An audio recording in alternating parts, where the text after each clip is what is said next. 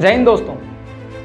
बात उस समय की है जब दिल्ली के शासन व्यवस्था पर सल्तनत हिंद के इब्राहिम लोदी का शासन था और उधर गुजरात में बहादुर शाह अपना शासन स्थापित कर चुका था और इन्हीं के बीच में रहता था हमारा मेवाड़, जहाँ पर राणा रायमल का शासन था। उस समय राणा रायमल के 13 कुंवर थे, जिनमें से जो इतिहास में पूर्ण व्याख्या सहित उपलब्ध है वो 4 हैं। जिनमें सबसे बड़े थे वो पृथ्वीराज थे, उनसे छोटे थे वो उनका नाम जयमल था, और उनसे छोटे थे वो राज सिंह थे, और सबसे छोटे थे राणा संग्राम सिंह यानी कि राणा सांगा।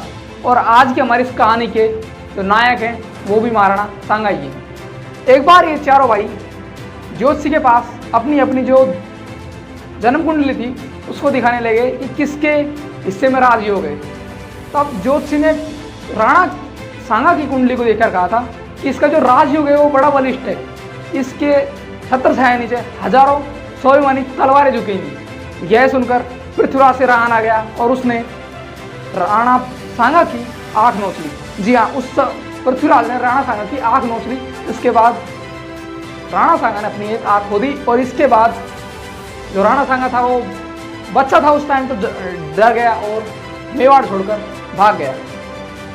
और इसके बाद जो पृथ्वीराज, राज सिंह और जयमल थे वो आपस में लड़ते हुए घायल हो गए और राणा सांगा वहां से भागकर सीधे अजमेर पहुंच गए, जहां करमचंद पवार ने उनकी देखरेख की और वहीं पर रहकर वो अपने अज्ञातवास में शक्ति संगठन करने लगे।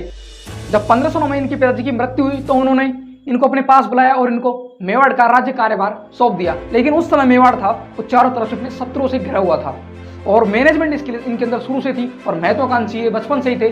तो इन्होंने धीरे धीरे संपूर्ण राजपुताने में अपने वैवाहिक संबंध स्थापित करने शुरू कर दिए, जिसके तहत इन्होंने मारवाड़, बीकानेर सभी से अपने वैवाहिक संबंध स्थापित कर लिए, जिसके कारण जो यहाँ के शासक थे वो दिन की ओर झुकने लगे थे और उनके संबंध उनके साथ अच्छे हो गए थे, जो कि धीरे धीरे दिल्ली की सल्तनत को चुभने लगे थे। इसके बाद इन्होंने सिंध, सतलुज, बयाना, भरतपुर, ग्वालियर तक एक छत्र राज स्थापित कर लिया था और ये धीरे धीरे दिल्ली के पास एक बड़ा हिंदू राज्य बन चुका था। और थोड़े दिन बाद इन्होंने जो आगरा था उस पर भी अपनी सत्ता कायम कर ली, जो कि जो इब्राहिम लोदी था उनको नागवार गुजरी और उन्होंने पानीपत के युद्ध में इनको चुनौती दी युद्ध के लिए, जिसमें राणा सांगा ने जो इब्राहिम लोदी था उसको बहुत ही बुरी तरह से हराया। और इसके बाद संपूर्ण हिंदुस्तान में राणा सांगा की धाक जम गई।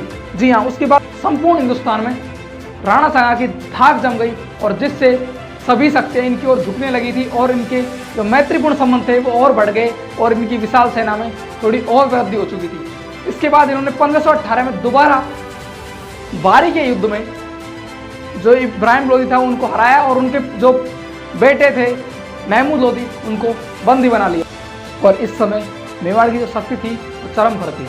और जो राणा सांगा की एक अच्छी बात है वह यह है कि राणा सांगा कोई भी निर्णय लेता था तो वह बिना अपने सरदारों और मंत्रियों के कोई भी निर्णय ले लेता था।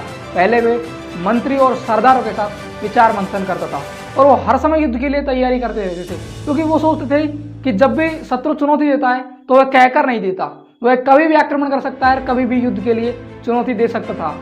और इसी के बाद जो जीत का सिलसिला है वो यहीं पर खत्म नहीं हुआ। इसके बाद इन्होंने गुजरात के शासक को गराग्रोन के युद्ध में हरा दिया। लेकिन अब टक्कर लेने वाला भी आ रहा था। जी हाँ, शतरंज की बाजी बराबर की होने वाली थी, क्योंकि जो काबुल का सुल्तान था बाबर, वह धीरे धीरे दिल्ली की ओर रुख कर रहा था और उसने जो दिल्ली के सुल्तान थे इब्राहिम लोदी उनको पानीपत के मैदान में युद्ध के लिए ललकारा और यह युद्ध 20 अप्रैल 1926 को हुआ।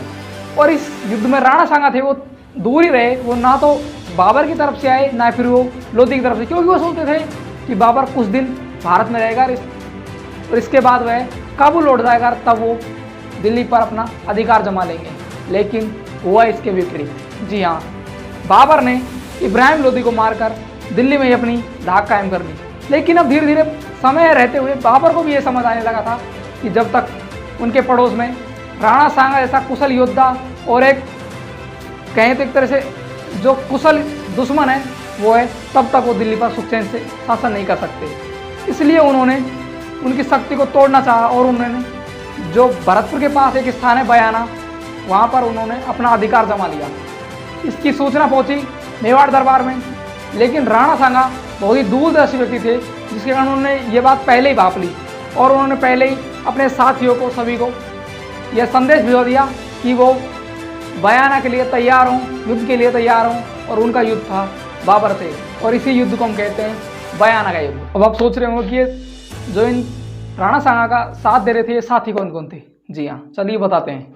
इनमें मारवाड़ के राव मालदेव थे, बूंदी बागड़ से उदय सिंह जी थे, आमेर से पृथ्वीराज, बीकानेर के कल्याणमल जी थे, और इनके अलावा और भी थे जिनमें मेहदी राय, हसन खां मेवाती, ये सरीखे लोग थे। जैसे ही युद्ध शुरू हुआ 16 फरवरी 1527 को बयाना के अंदर, तो बाबर की सेना में राजपूत सेना ने भयानक मारकाट शुरू कर दी। जी हाँ, और इतनी मारकाट इतनी भयानक थी कि मुगल सेना के चक्के छूट गए और बहुत से सैनिक युद्ध क्षेत्र से भाग गए, और इसमें एक तरफा जीत हुई राणा सांगा की, और फिर से बयाना के दुर्ग पर केसरिया झंडा लहराने लग गया। लेकिन जैसे ही युद्ध में राणा सांगा की जीत हुई तो बाबर अपना मानसिक संतुलन खो बैठा, क्योंकि वो पहली बार था जब बाबर किसी से हारा हो। क्योंकि इनका रिकॉर्ड था, जो ट्रैक रिकॉर्ड राणा सांगा का, वो भी कुछ ऐसा ही था, वो आज तक कभी कोई भी युद्ध नहीं हारे थे। तो उनके लिए यह कोई अलग बात नहीं थी, लेकिन बाबर के लिए यह काफ़ी चिंताजनक बात थी, और वो खुद को अपमानित महसूस कर रहे थे। कारण सिर्फ एक था, क्योंकि अब तक वो कोई भी युद्ध अपने जो जीवन में नहीं हारे थे। इसलिए उन्होंने दोबारा 16 मार्च 1527 को युद्ध के लिए राणा सांगा को चुनौती दी। लेकिन इस चुनौती में उनका साथ देने वाला कोई नहीं था, क्योंकि उनके सारे सैनिक काफ़ी भयानक तरीके से घबराए हुए थे। वो राजपूत सेना के आक्रमण से भयभीत थे, और कुछ लोग थे उनकी सेना में जो राजपूत सरदारों की जो प्रशंसा बहुत ज़्यादा कर रहे थे, जिसके कारण उनकी जो सैनिकों ने कहा कि आप वापस काबुल चलिए, कि आप बाबर अपने फैसले से खुद को हारा हुआ महसूस कर रहा था। लेकिन उसने सेना के लिए 3 काम किए, और उनमें से एक को मैं प्लस पॉइंट मानता हूँ, 2 तो खैर मैं ज़्यादा उनको गहरा नहीं मानता, लेकिन एक जो था वो काफ़ी अच्छा था। 3 काम कौन से किए? पहला काम, उन्होंने शराब ना पीने की प्रतिज्ञा की। जी हाँ, और उन्होंने जो सोने चांदी की शराब पीने के पात्र थी, सुराहियाँ, उनको तुड़वा कर गरीबों में बांट दिया, और इसी को मैं उनका प्लस पॉइंट मानता हूँ। और दूसरा, उन्होंने क्या किया? घोषणा कर दी कि इस युद्ध के बाद जो धार्मिक कर लेते हैं, तमगा कहते हैं जिसे, वो लेना बंद कर देंगे। और तीसरा काम, जी हाँ, तीसरा काम उन्होंने ये किया, जो उनकी सेना थी उसके समक्ष उन्होंने एक भाषण डाला, जिसे कहते हैं मोटिवेशनल स्पीच। जी हाँ, भाषण में क्या बोला? उन्होंने इस युद्ध को जिहाद युद्ध घोषित कर दिया। जैसे कि आज हमारे राजनेता सांप्रदायिकता के नाम पर जैसे वोट मांगते हैं, उसी तरह उन्होंने इसको हिंदू मुस्लिम युद्ध की तरह पेश किया और जिहाद का नारा दिया। और दूसरा, उन्होंने भाषण में उन्होंने इस भाषण में युद्ध के बारे में बताया कि जीवन और मरण सामान्य है, और इसके बाद उनके सैनिक थे वो हौसले में आ गए और वो युद्ध के लिए तैयार हो गए। और युद्ध होता है, जो कि युद्ध हुआ हमारे 16 मार्च 1527 को, भीषण युद्ध हुआ, जिसमें दोनों सेनाओं ने आपस में भारी मारकाट की, लेकिन फैसला तब तक सामान्य था। तो इसके बाद जो बाबर आए, उसने अपनी जो सेना के पीछे तोपें लगा रखी थी, उनका मुंह खोल दिया। जी हाँ, जिसके कारण हजारों मेवाड़ी सैनिक मारे गए, और धीरे धीरे सेना जो राणा सांगा की थी वो तितर बितर होने लगी। इसके बाद राणा सांगा नेतृत्व करने के लिए आगे आए, तो उन्हें उसी तरह से उन पर तीर चलाए गए, जिसके कारण उनको तीर लगा और वो बेहोश हो गए। इसके बाद उन्हें युद्ध क्षेत्र से बसवा ले जाया गया, ये कहानी अलग है। और जो सेना में उसके बाद जैसे ही राणा सांगा को हटाया गया, तो बाबर ने अपने सैनिकों को आदेश दिया कि वो तुलगांव पद्धति से युद्ध करें, और इसके अनुसार उन्होंने जो मेवाड़ी सेना थी उस पर पीछे से आक्रमण करना शुरू कर दिया, जिससे हजारों मेवाड़ी सैनिक ढेर हो गए, और यह युद्ध पूरी तरह से बाबर जीत गया। इस युद्ध में अगर हम राणा सांगा के हारने के कारणों के बारे में बताएं, तो मेरे हिसाब से वो 2 कारण थे। पहला, बाबर के पास तोप खाना था, और उस समय तक हिंदुस्तान में तोप जैसे हथियार के बारे में कोई जानता नहीं था। और दूसरा था, वो जो बाबर था उसकी सेना का तुलगांव पद्धति से युद्ध करना, क्योंकि यह पद्धति एक तरह से पीठ पर वार करने की बात होती है, जिससे हजारों मेवाड़ी सैनिक मारे गए। लेकिन कुछ इतिहासकार ये बोलते हैं कि अगर जब सब बाबर की सेना में बैठा, तभी अगर राणा सांगा दिल्ली पर आक्रमण कर देता, तो आज शायद इतिहास कुछ और ही बयां कर रहा होता। चलिए अब चलते हैं राणा सांगा की तरफ। जब राणा सांगा को बसवा में होश आता है, तो वह फिर से युद्ध क्षेत्र में जाने के लिए उद्यत हो जाता है, और वह स्वयं यहाँ तक कि इरीज के मैदान में आ जाता है, और अपने जो साथी सरदार थे उनको भी इरीज के मैदान में युद्ध के लिए निमंत्रण भेज देता है। लेकिन इस बात से कि युद्ध होगा और फिर से मेवाड़ का सर्वनाश होगा, इस डर से उनके जो सरदार थे उन्होंने ही एक महान वीर राणा सांगा को जहर दे डाला, जिसके कारण कालपी में उनकी मृत्यु हो गई। एक ऐसा व्यक्ति जिसके शरीर पर 80 घाव थे, एक आंख नहीं थी, एक हाथ नहीं था और एक पैर भी उन्होंने खो दिया था, लेकिन फिर भी वो इतने पराक्रमी व्यक्ति और उनको एक जहर के द्वारा मार दिया गया।